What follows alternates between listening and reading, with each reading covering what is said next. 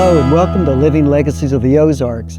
My name is Hayden Head. And my name is Sue Head. And we're so glad that you're with us today.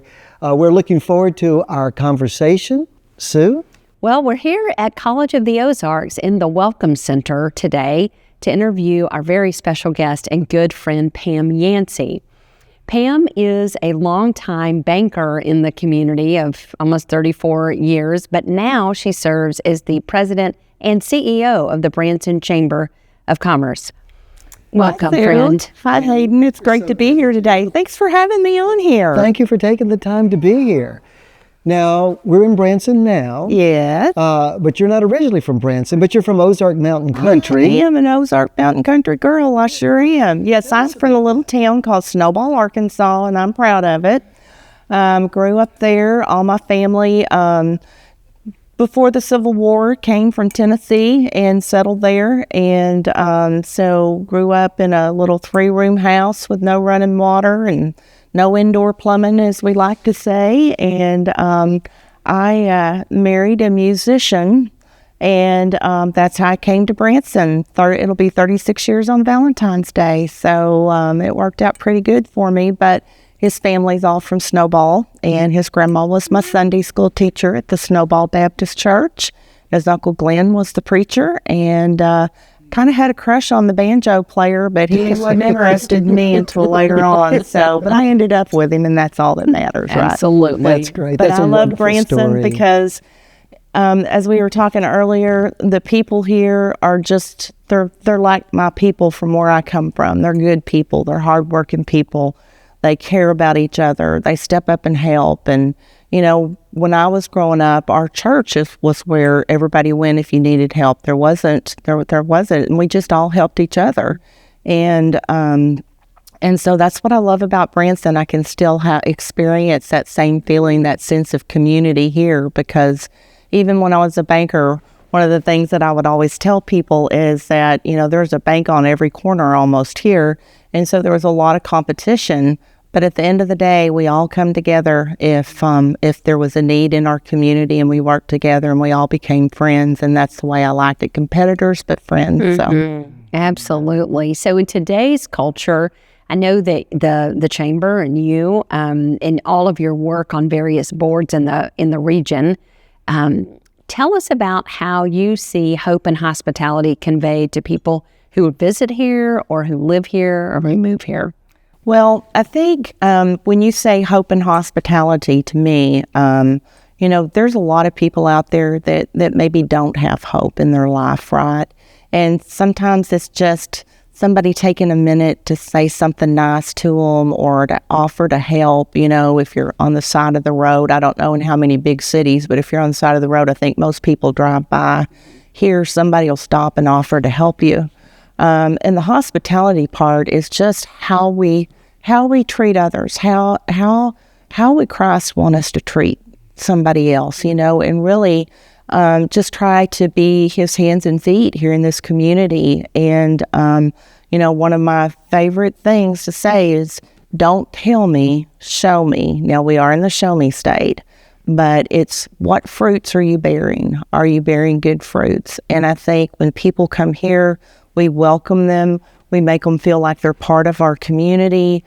We want them to have a good time. We love on them. And I think that's how we show hospitality to our visitors. It's the caring we have for each other every single day. You know, I still have people that call me and say, hey, the Lord laid you on my heart, and I just want to pray for you. And to me, that is the greatest gift somebody can do for me, is to call me and say, the Lord told me to pray for you. And so I think we pray for our visitors, you know, we take good care of them, and we're good to each other. And that's what makes Branson unique. We're not afraid of our faith. We're not ashamed of it. We proudly proclaim it. We love our country. We honor our flag. We honor our veterans. And I just think that we have just something so unique and so special here in the Ozarks that really it's not duplicated anywhere else. Anywhere else you go. My dad was in the Navy, and he went all around the world, and he would tell me, there's no place like Snowball, Arkansas, and there's no place like the Ozark Mountains. And we live in the greatest country in the world. And I agree with him. I think it is. So I like the way that you framed it. You talked about your local community, Snowball. Then you talked about the wider region, the Ozarks, and then country. And I think you're right. There's always that relationship between the place where we plant our feet and this greater idea, this greater ideal that we hope to live up to. So in your experience, particularly with the chamber now, I'm sure that you've heard people's stories. You know that people come to Branson by the millions. Do any stories come to mind where you see hope and hospitality reflected in someone's experience? You know, I have people reach out to me all the time that I've never met. Some of them I have, but the most, I'll get a call or I'll get an email or something.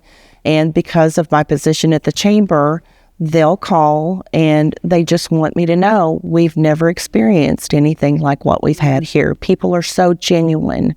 They're so kind. They're so caring. They really want us to have a good time. We love Branson. We're coming back. We're gonna bring our family with us next time. And I always say that's not anything I do. That's just part of who we are. It's in our DNA. It goes all the way back to, you know, the old hill folks that lived here when you couldn't count on nobody else but each other, right? And if a stranger came through and they needed help, our people stood up and helped them, right? And I think, you know, Harold Bell Wright and the story of Shepherd of the Hills, that's my favorite book.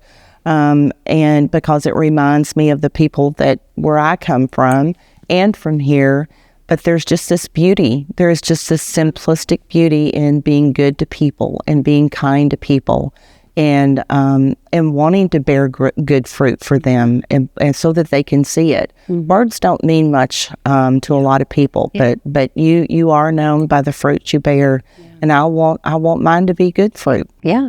Pam, I know that your work on various boards in the region, you've probably also seen a lot of people who just needed hope and needed to feel loved. And can you think of any stories from your time with the Boys and Girls Club or any of the other organizations you've been involved with? So the Boys and Girls Club of the Ozarks, very near and dear to my heart, you know, the kids. And, you know, to give credit to, you know, Stoney and the team over at the Boys and Girls Club of the Ozarks, they've worked really hard, you know, to get out into some of the more rural areas too. And I was a rural kid growing up, so I understand what challenges there are to that. But, you know, an example, they have a Youth of the Year every year at the Boys and Girls Club. And so some of the kiddos that go can write an essay and participate in that. And then if they're selected, then they go to Jefferson City and they have the opportunity to compete with the other club kids for Youth of the Year. And, you know, one comes to mind, just a beautiful, beautiful young lady, so well-spoken, just, and then she started sharing her story of what her father had passed away, and they kind of started out and didn't have a home, and they had to live in the car and then lived with some people in their house. There was some drug activity. There was people coming in and eating what little food they had and stuff. And so listening to her talk about what the Boys and Girls Club had done for her self-esteem, for her image, and to give her the opportunity to, you know, to share her story and to improve. I mean, there's hundreds of stories like that out there. But it all starts with somebody caring enough to sit and listen and to want to help. And again, that goes back to hope and hospitality. That's who we are. That's our DNA here. That's why I love Branson. I mean, by now, this has been my home longer than, you know, than Snowball was. But it's still, I feel like we all have the same roots, you know, that same passion to care for each other, and we just have some wonderful people here.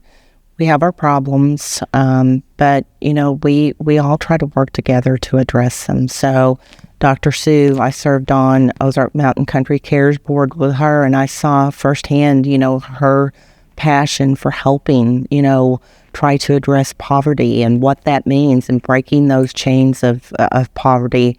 But it takes somebody stepping up to say, we need to do something about this. And we have a lot of people in this community that are willing to step up and serve.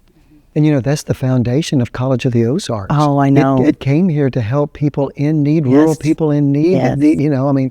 Reverend Forsyth saw that. Yes. And so even though he was from elsewhere, he understood the character and the needs of this area and wanted to step up, like you say, and do something about it. And I tell you, every time I walk onto this campus, my heart just swells with pride that we little bitty in the heart of the Ozark Mountains, we have this campus here that is so amazing, that does so much for our community and for students, and they teach the right things. They teach students the right things, and then I look out in front of this building here and I see the memorial to all of our veterans and different things. And again, just one of those things that make us unique. And I think anybody who walks on this campus has to feel the hospitality, and they have to have some hope, because it is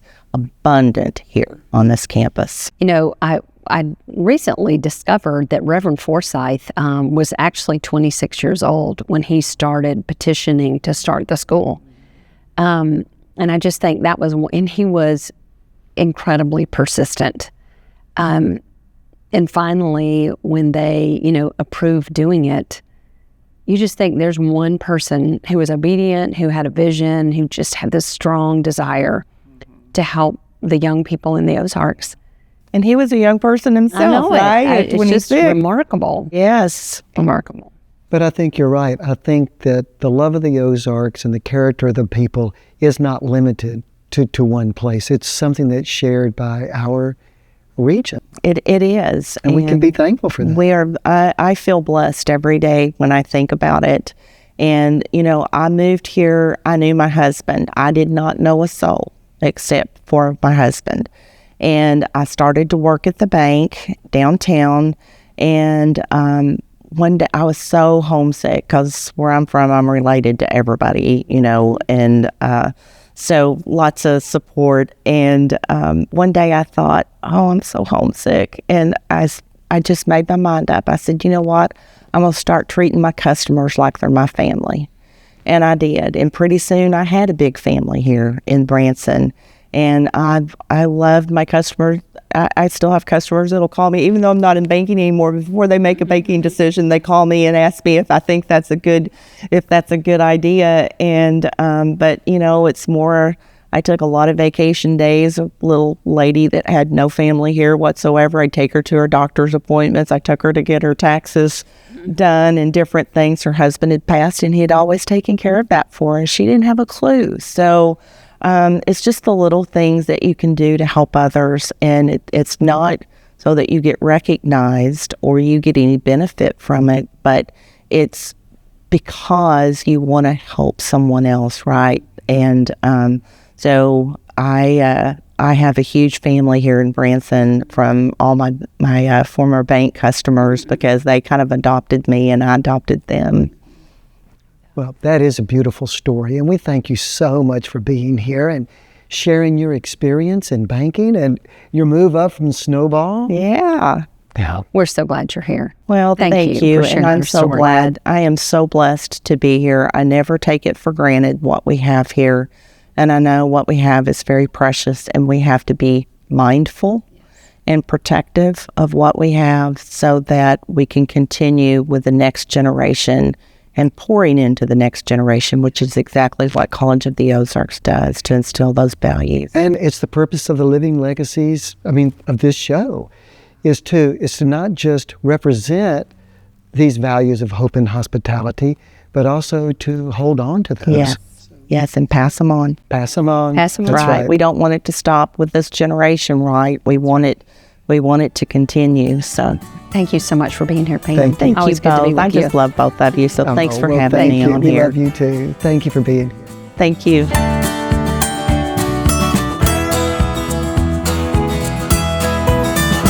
Living Legacies of the Ozarks is brought to you by Ozark Mountain Legacy, College of the Ozarks, the Hirsch and Family Foundation, Meyer Hotels, and Sight and Sound Theaters.